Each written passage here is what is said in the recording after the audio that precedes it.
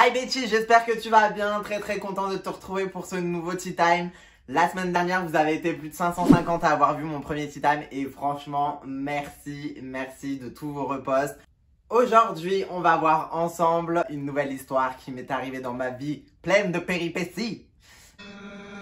Il coûte très cher. Fais chier à rester chez le cul et je passe moins de temps. Commissariat. Bref, aujourd'hui je vais vous parler d'une mésaventure qui m'est arrivée avec la compagnie Amazon. Bon, c'était en septembre dernier quand je voulais faire ma formation de homestager designer. J'avais absolument besoin d'un PC portable, chose que je n'avais point dans ma maison. Donc je me suis rendu sur le petit site d'Amazon comme des millions de Français. Et il s'est avéré qu'en fait, j'ai commandé un PC portable d'une marque qui n'est pas commune en France. Et du coup, je crois que je devais être livré à peu près le mercredi suivant. J'avais commandé, je crois, le lundi.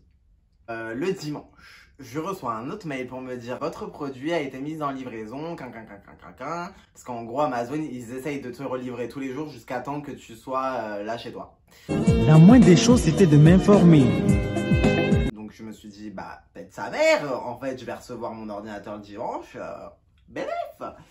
Sauf que, en fait, tu sais, c'est le moment fatidique, le jour J, où tu dois recevoir ta livraison. Axel, 24 ans, lyonnais, il a attendu toute une journée son colis et nous raconte son calvaire. Tu te mets en condition, t'es là devant ta fenêtre, toute la journée. Tu regardes chaque camion qui passe, parce que tu te dis, c'est mon colis. Mais non, tu attends toute la journée, de 8h à 19h, voire 21h, et ton colis n'est toujours pas arrivé. C'est-à-dire que toi, en fait, t'avais prévu de, je sais pas, d'aller aux Bahamas, de faire ton ménage, de faire des gâteaux. Ben non, t'annules tout, parce que tu penses recevoir ton colis ce jour-là, mais qui n'arrive pas. Bref, le lundi, je reçois un autre mail pour me dire que le produit va m'être livré ce jour-là jusqu'à 21h. Et là, je sors du travail à 20h. Je reçois un message pour me dire « Votre colis a été déposé à la réception ». Pardon? Le lendemain, j'appelle Amazon, je leur dis « Voilà, écoutez, je comprends pas. J'étais censé être livré mercredi, on essaye de me livrer depuis vendredi alors que je suis pas là. Et là, on est lundi, on me livre, on me dépose mon colis à la réception. À la réception de qui? Qui a réceptionné mon colis? Parce qu'il n'y a pas de réception chez moi. » Du coup, la dame de Amazon me dit bah écoutez, je sais pas, c'est bon, flemme.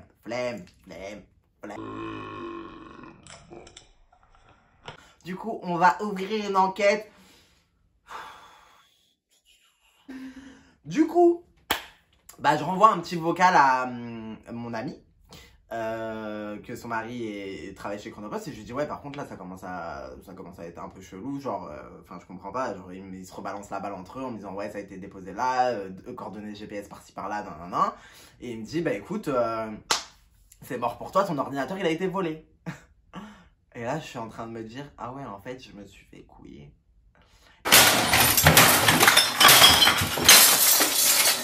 Et il me dit bah écoute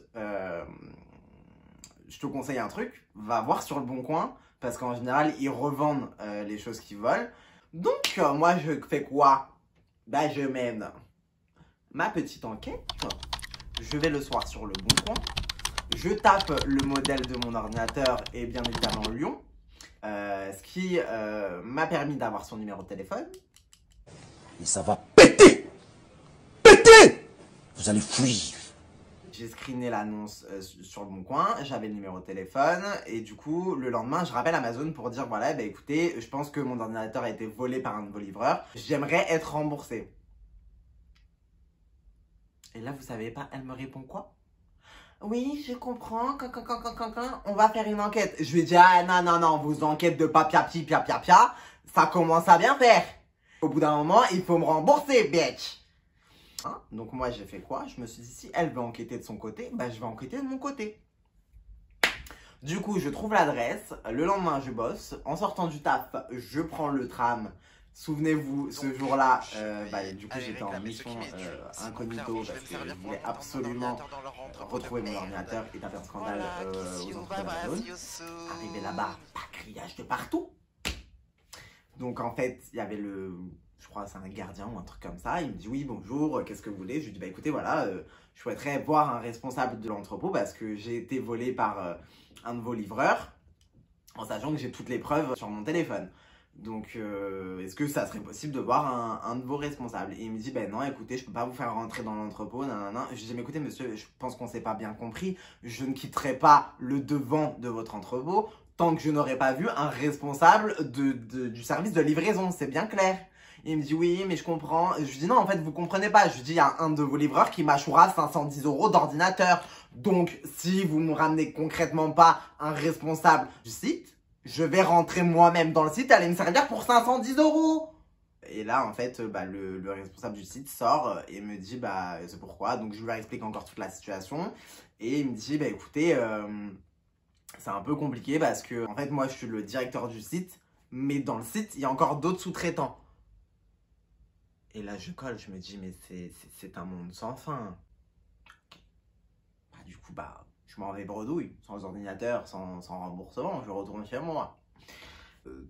3-4 jours après, je retape un scandale sur Insta pour dire, ouais, voilà, je comprends pas, Amazon ne veut pas me rembourser, machin, nan. Donc, je les mentionne bien à chaque fois, comme ça, ils voient qu'il y a un truc. Il s'avère que j'ai rappelé Amazon et je leur ai dit, écoutez, j'ai toutes les preuves comme qu'on m'a volé, j'ai été à votre entrepôt. Clairement, si vous ne me remboursez pas, je vais faire un scandale sur les réseaux sociaux. Je vais faire balade, avec mes 1100 abonnés, je vais faire quoi?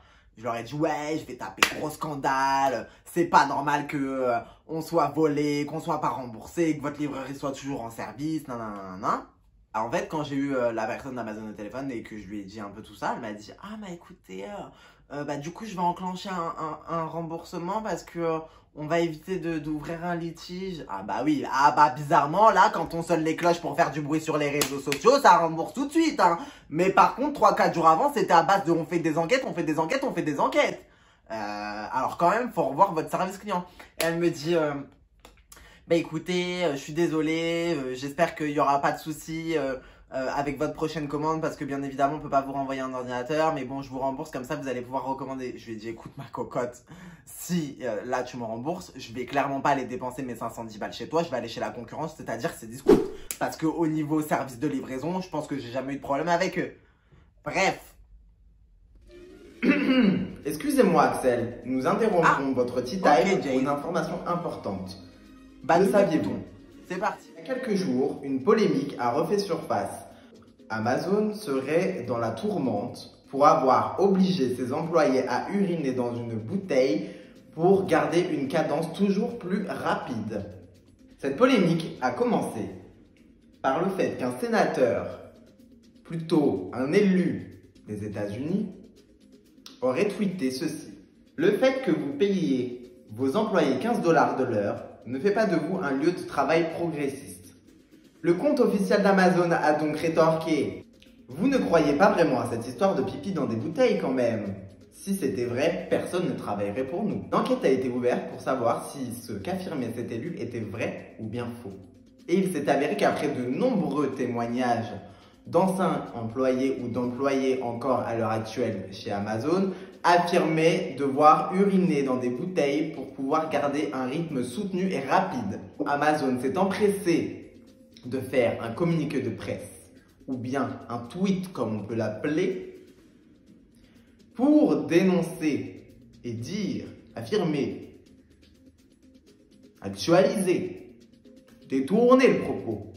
Nous devons des excuses aux représentants Poca, a déclaré l'entreprise dans son communiqué.